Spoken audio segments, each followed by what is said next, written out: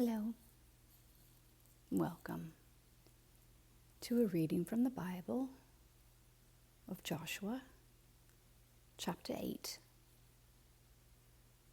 Then the Lord said to Joshua, "Do not be afraid, do not be discouraged. Take the whole army with you and go up and attack Ai. For I have delivered into your hands the king of Ai, his people, his city, and his land. You shall do to Ai and its kings as you did to Jericho and its king, except that you may carry off their plunder and livestock for yourselves. Set an ambush behind the city." So Joshua and the whole army moved out to attack Ai. He chose 30,000 of his best fighting men and sent them out at night with these orders. "Listen carefully. You are to set an ambush behind the city. Don't go very far from it. All of you be on the alert. I and all those with me will advance on the city. And when the men come out against us, as they did before, we will flee from them. They will pursue us until we have lured them away from the city. For they will say, 'They are running away from us as they did before.' So when we flee from them, you are to rise up from the ambush and take the city. The Lord your God will give it into your hand. When you have taken the city, set it on fire. Do what the Lord has commanded. See to it you have my orders." Then Joshua sent them off, and they went to the place of ambush and lay in wait, between Bethel and Ai, to the west of Ai. But Joshua spent that night with the people. Early the next morning, Joshua mustered his army, and he and the leaders of Israel marched before them to Ai. The entire force that was with him marched up and approached the city and arrived in front of it. They set up camp north of Ai, with the valley between them and the city. Joshua had taken about 5,000 men and set them in ambush between Bethel and Ai, to the west of the city. So the soldiers took up their positions, with the main camp to the north of the city and the ambush to the west of it. That night Joshua went into the valley.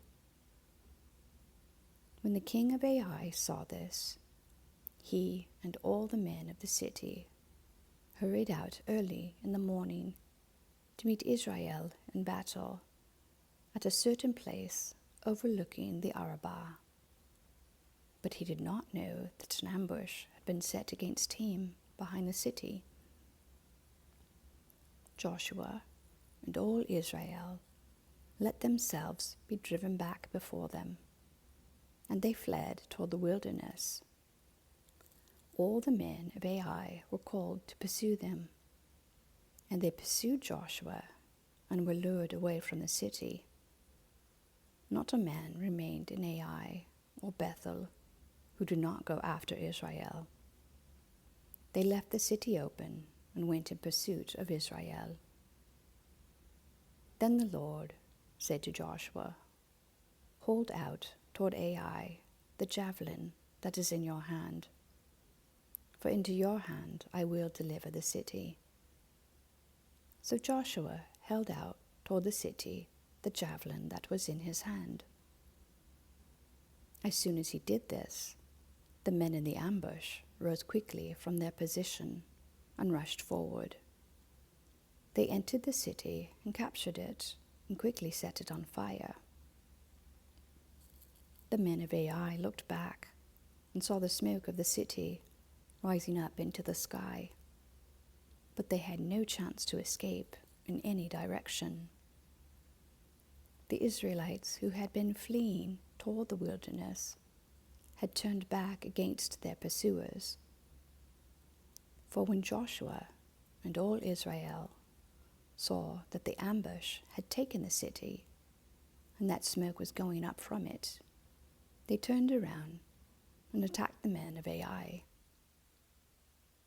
Those in the ambush also came out of the city against them, so that they were caught in the middle, with Israelites on both sides.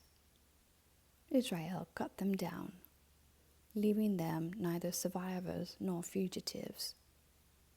But they took the king of Ai alive and brought him to Joshua. When Israel had finished killing all the men of Ai in the fields and in the wilderness where they had chased them, and when every one of them had been put to the sword, all the Israelites turned to Ai and killed those who were in it. 12,000 men and women fell that day, all the people of Ai. For Joshua did not draw back the hand that held out his javelin until he had destroyed all who lived in Ai. But Israel did carry off for themselves the livestock and plunder of the city, as the Lord had instructed Joshua. So Joshua burned Ai and made it a permanent heap of ruins, a desolate place to this day. He impaled the body of the king of Ai on a pole and left it there until evening. At sunset, Joshua ordered them to take the body from the pole and throw it down at the entrance of the city gate. And they raised a large pile of rocks over it, which remains to this day. Then Joshua built on Mount Ebal an altar to the Lord, the God of Israel, as Moses the servant of the Lord had commanded the Israelites. He built it according to what is written in the book of the law of Moses, an altar of uncut stones, on which no iron tool has been used. On it they offered to the Lord burnt offerings and sacrificed fellowship offerings. There, in the presence of the Israelites, Joshua wrote on stones a copy of the law of Moses. All the Israelites, with their elders, officials, and judges, were standing on both sides of the ark of the covenant of the Lord, facing the Levitical priests who carried it. Both the foreigners living among them and the native-born were there.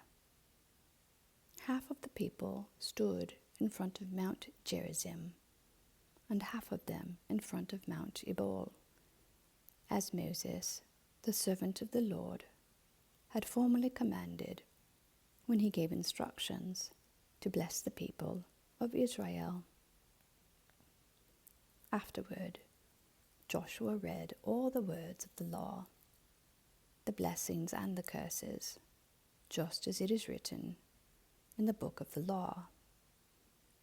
There was not a word of all that Moses had commanded that Joshua did not read to the whole assembly of Israel, including the women and children and the foreigners who lived among them.